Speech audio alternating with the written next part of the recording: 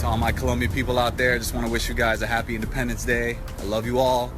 Para mi gente colombiana, les quería desear un feliz día de independencia. Los quiero mucho. Mwah.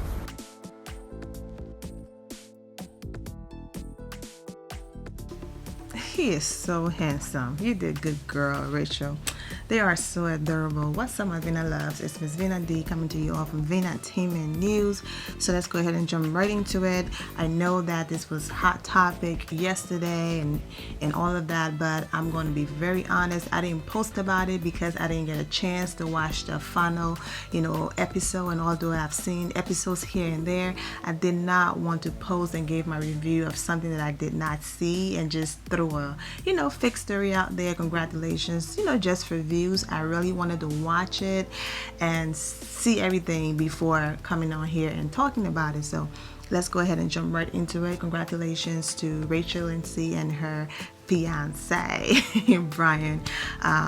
He was her choice. And before I get deeper into, the season and Peter and Eric and all of that, I'm going to go ahead and read what she posted on Instagram. This day was a dream come true. Bryan, you have shown me a love that I've never had before. You've challenged me in ways I could have never imagined. This road was not easy, but you have been my rock and still are my rock through it all. We found love in such a public way, but the depths of our love is something that only we will know and we will have between each other forever. I will do it all over again if it led me back to you. You are my better half, and thank you for being just who you are and never changing for anyone. Thank you for always taking the high road, and thank you for loving me unconditionally. I love you with all of me. She tagged his page, and more than I could ever define to you. I am so excited to spend forever with you. Oh, how sweet. And of course, Bryan went ahead and posted his. He posted his first because they've been running around all day doing press. So he posted his first. I'm only going to put an image in here, but if you go to his Instagram page, the Bryan, I guess is it Abasolo? Abasolo. If the A is silent, let me know. But you go to his page, there's a Bryan McKnight song in the background, but I'm not going to play it for copyright reasons. But this was his caption under this image and the music. Rachel, heart emoji, my love, my rock. It's felt like forever, but the wait is finally over. No longer do I have to hide the fact that you are and always have been the one for me. No longer do I have to keep secret how in love with you I truly am from the rest of the world. Hearing you say yes on the top of that castle in Spain was the greatest moment of my life. I was optimistic about what could be prior to stepping out of that limo, but never in my wildest dreams could I had foreseen us building such a strong foundation and deep bond in the last 6 months. Every single day literally gets better and better with you and reaffirms that God placed you in my path for a reason. We've gone through so much, the ups, the downs, the challenges, but in the end, what shines above all else is the deep love, loyalty, respect, and admiration we have had for each other, and that's what will continue to carry us through into our future. I can't wait to start our new life together, full of fun and adventure. I am so blessed and lucky to have you, and I promise to cherish you forever. I love you, baby. Heart emoji, ring emoji, all of that. Hashtag when you know, you know. The Bachelor ABC, Bachelor Nation. And of course that message, is so amazing, it's so sweet. But you have a lot of people who are upset saying that if Peter was willing to pop the question, then Bryan would not have been the one, and she chose him by default because Peter wouldn't give her what she wanted. If you saw the last episode, then most people are questioning how in 24 hours she's saying yes to somebody else, but 24 hours earlier she's crying her eyelashes off for someone else that she's madly in love with.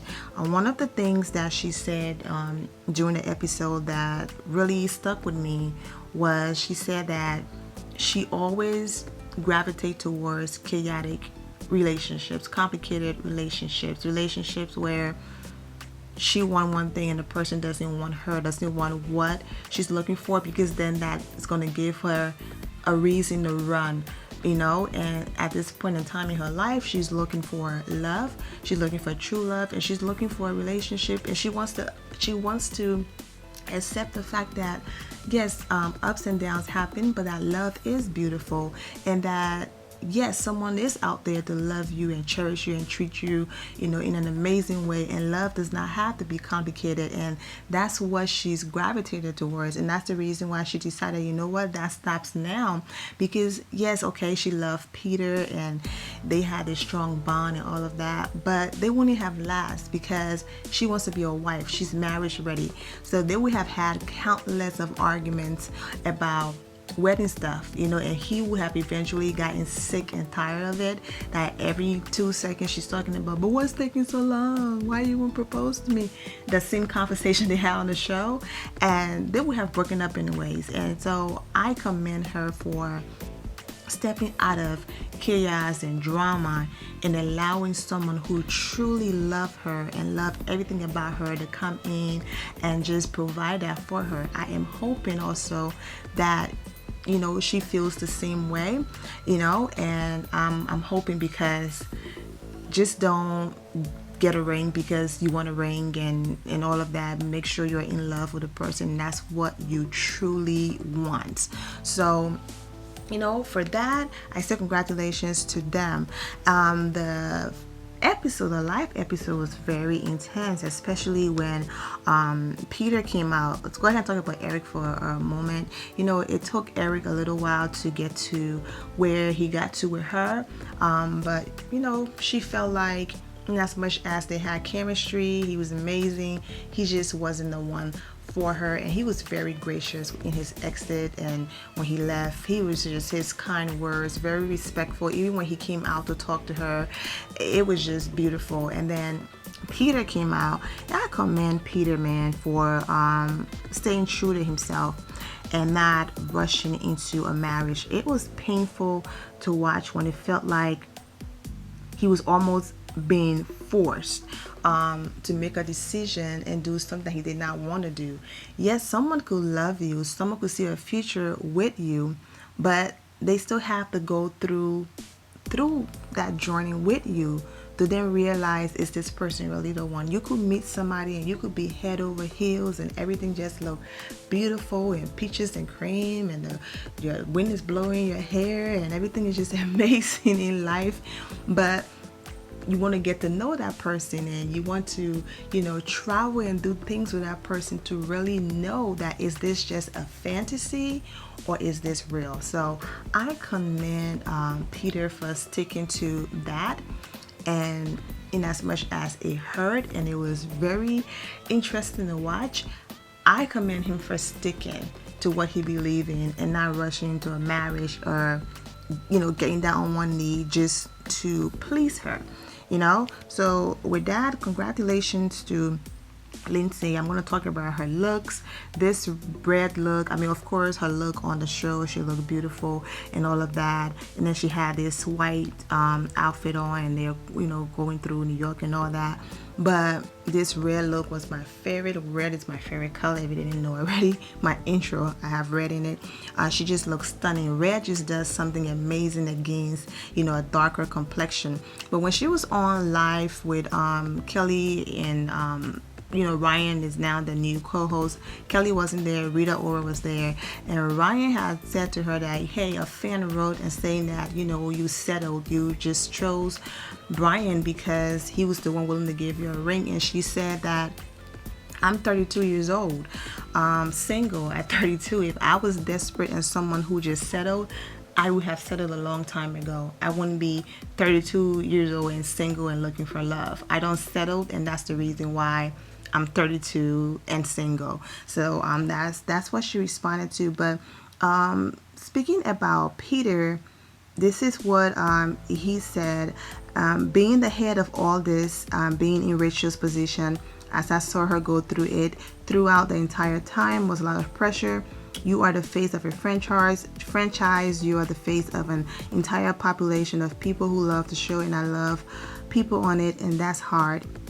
I can't imagine what she has to go through and the decision that she had to make, and that's why her decision in the end, I do not blame her for anything. I do not hold anything against her for it. I wish her nothing but health and happiness, and it got to be a really hard position to be in. So he's just talking about, you know, wishing her well and whatever. And I think some people wanted him to, you know, be the new Bachelor and all of that. And, you know, he was just talking more about what happened. He said, I went into this process open-minded and ready for whatever was thrown at me. And I don't think even with that, I was prepared for what was going to happen. It was extremely tough. So I'm not going to read everything Peter said. But like I said, I'm glad that he stuck to what he believed in. Also, too, Rachel, a lot of people, I'm glad that she did what she did. She followed her heart, because she was the first African-American Bachelorette. So it was all of that pressure. One of the biggest issue is sometimes African-American fans of the show feels like you have 150 white people and they just throw like 1 or 2 black people in there just to make black people happy. That's been like a huge issue. Why you guys don't have a black bachelor? Why you guys don't have this? I mean, the whole... Yes, you had, you know, the Sean Bullock on that show that came out, but I'm saying the actual Bachelor, African-American Bachelor on the show, The Bachelor and all of that. Yeah, that's been like a huge, why they don't have, you know, black bachelors, and why there's only like 1 or 2 black girls and 150 white. Yeah, of course not 150, but you know, I'm just joking around. So she also felt the pressure of, you know, then since I'm the first Bachelorette, do I do what they want me to do? That is picking someone who is black, picking someone, you know, because if I go the other way, then it's almost like, okay, you're doing exactly what happens. But at the end of the day, love is love. Go with what you love, go with what is in your heart to do, and not skin tone and complexion. So I'm glad that she stuck to that, even though she was probably nervous about the criticism and whatever that people might say. At the end of the day, she have to live with that person. She have to love that person. She have to possibly spend forever with that person. So I'm glad that she went with, you know, true love and happiness. And I'm wishing them the best. You know, people are skeptical because these relationships, most of them don't last. But hey, Trista, 2003 Bachelorette, still married to her husband. They're still married. They got married in 2003. So hang in there. It could work out for Rachel. It could be possible. But I have made this video longer than it should have been, so I'm going to go ahead and stop talking now and end it right here. My Vina loves, I'm wishing you all an amazing day, and remember to always have a God bless attitude, which is being positive at all times and seeing the good in every situation. Have a wonderful day.